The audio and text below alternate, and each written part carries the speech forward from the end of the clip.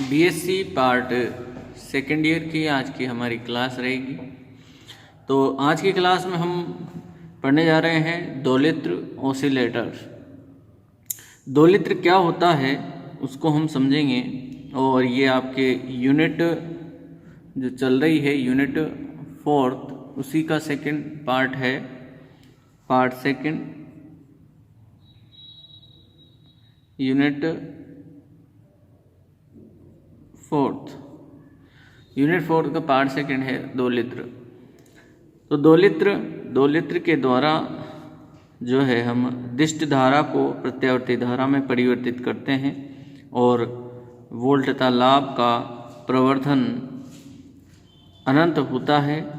इसमें जो वोल्टा लाभ है उसका प्रवर्धक कितना होता है, अनंत होता है, तथा इसमें प्रवर्धक का धनात्मक पुनर्निवेश होता है। जो प्रवर्धक है उसमें किस प्रकार का पुनर्निवेश रहता है, धनात्मक पुनर्निवेश रहता है। यह दो प्रकार के होते हैं। अब इसमें दो प्रकार कौन कौन से हैं? नंबर 1 श्रव्य आवृत्ति दोलित्र। इस दोलित्र की आवृत्ति 20 हर्ट्ज से 20 किलो हर्ट्ज तक होती है और इस कारण इसे श्रव्य आवर्ती दोलित्र कहते हैं। दूसरे होते हैं हमारे रेडियो आवृत्ति दोलित्र। इस दोलित्र की आवृत्ति 10 किलो हर्ट्ज से 10 मेगा हर्ट्ज होती है, तो इसे रेडियो आवृत्ति दोलित्र कहते हैं। अब हम जानेंगे कि दोलित्र का सिद्धांत क्या होता है। दोलित्र का सिद्धांत हम पढ़ेंगे।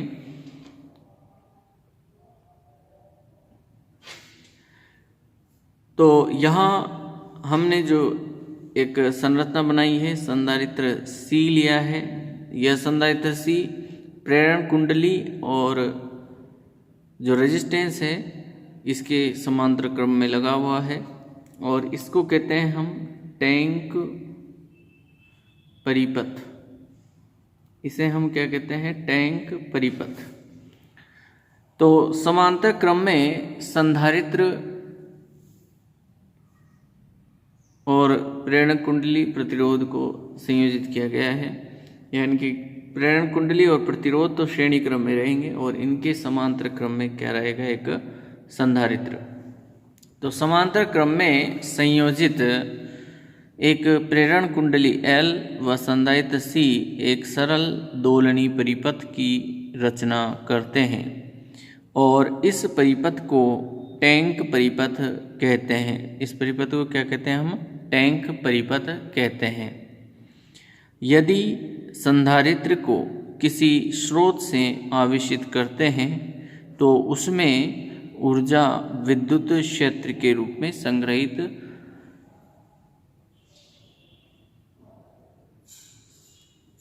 इसमें जो ऊर्जा है वो विद्युत क्षेत्र के रूप में संग्रहित होती है और आवेशित संधारित्र का प्रेरण कुंडली के द्वारा अनावेशन होता है, जिससे प्रेरण कुंडली में प्रवाहित धारा में समय के साथ वृद्धि होती है। इस प्रकार संधारित्र में संग्रहित विद्युत ऊर्जा चुंबकीय क्षेत्र ऊर्जा में रूपांतरित होती जाती है। तो इस चुंबकीय फ्लक्स के परिवर्तन के कारण, ये जो चुंबकीय फ्लक्स में परिवर्तन होता है इसके कारण, तो चुंबकीय फ्लक्स में परिवर्तन के कारण कुंडली में प्रेरित विद्युत वाहक बल उत्पन्न हो जाता है। जब चुंबकीय फ्लक्स में परिवर्तन होगा तो जो ये हमारे पास कुंडली है, प्रेरण कुंडली, उसमें क्या उत्पन्न होगा? विद्युत वाहक बल उत्पन्न हो जाता है और इस विद्युत वाहक बल के कारण संधारित्र विपरीत दिशा में आवेशित हो जाता है। जो संधारित्र है विपरीत दिशा में क्या होगा? आवेशित होता है और आवेशित संधारित्र का पुनः प्रेरण कुंडली द्वारा अनावेशन कर दिया जाता है। इस प्रकार का दोलनी प्रक्रम, ये जो प्रक्रम है कंटिन्यूअसली चलता रहता है। एक प्रक्रम हुआ, फिर दोबारा जो है संधारित्र आवेशित होगा, फिर निरावेशित होगा। किसके कारण? प्रेरण कुंडली के कारण। तो यह प्रक्रम जो है कंटिन्यूसली चलता रहता है। इस कारण इसको हमने क्या कहा, दोलनी प्रक्रम कहा है। दोलनी प्रक्रम लगातार चलता रहता है और इस प्रक्रम में ऊर्जा का हास विकिरण के रूप में होता है। यहाँ जो ऊर्जा हास है वो किसके रूप में होगा, विकिरण ऊर्जा के रूप में।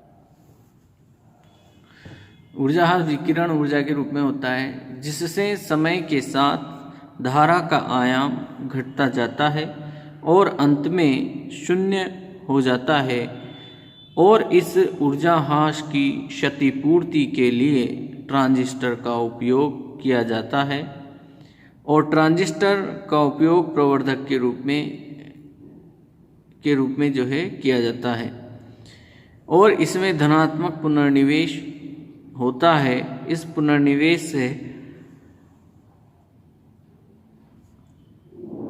पुनर्निवेश से ऊर्जा हास की क्षतिपूर्ति होती है।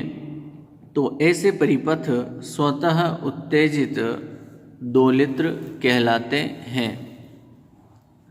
अब हम नेक्स्ट टॉपिक लेते हैं, जिसमें हम पढ़ेंगे स्वतः उत्तेजित दोलित्र का पुनर्निवेशन प्रतिबाधा या बार्कहाउसन कसौटी। बार्कहाउसन कसौटी बड़ा ही महत्वपूर्ण प्रश्न है। यहाँ से कई बार एग्जाम में जो है प्रश्न पूछा गया है।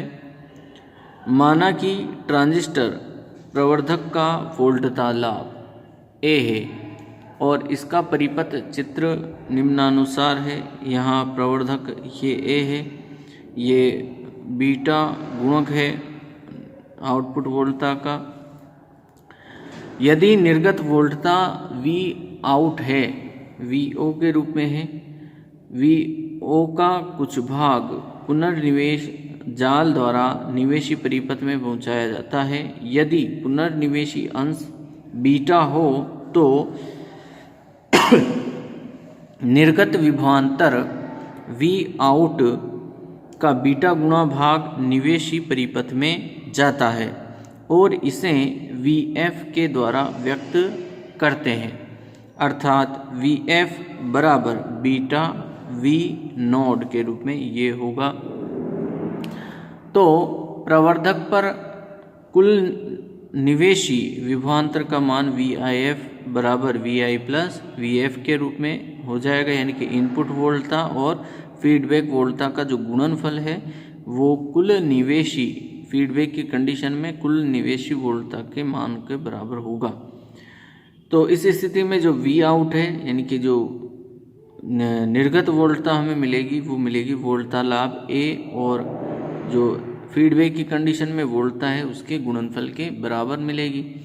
तो यहाँ से वी आई एफ की वैल्यू निकालें तो वी आउट अपॉन वोल्ट, यहाँ जो है ए वोल्टता लाभ के अनुपात के बराबर होती है। तो यहाँ से जो है हम समीकरण 2 में, समीकरण 1 और समीकरण 3 से जो है समीकरण 2 में वैल्यू रखते हैं। तो V out upon A is equal to V I plus beta V naught यहाँ बनता है। तो V out upon A plus minus का beta V naught is equal to V I. तो यहाँ ओपन करेंगे तो प्लस माइनस माइनस, और यहाँ से वी आउट को हम कॉमन लेंगे तो 1 upon A minus beta is equal to V I. तो V out 1 minus A beta upon A is equal to V I. तो V O upon V I is equal to A upon 1 minus A beta. तो यहाँ जो V O upon V I का जो अनुपात है इसे कहते हैं हम दोलित्र का वोल्टता लाभ। इसे हम क्या कहेंगे, दोलित्र का वोल्टता लाभ, और ये ए एफ के बराबर होगा। ए एफ बराबर ए अपॉन 1 माइनस ए बीटा के रूप में रहता है। अतः दोलित्र को स्वतः उत्तेजित होने के लिए वोल्टता लाभ कितना होना चाहिए, अनंत होना चाहिए। तो अनंत की कंडीशन में 1 माइनस ए बीटा का जो मान है वो किसके बराबर होगा, 0 के बराबर होगा।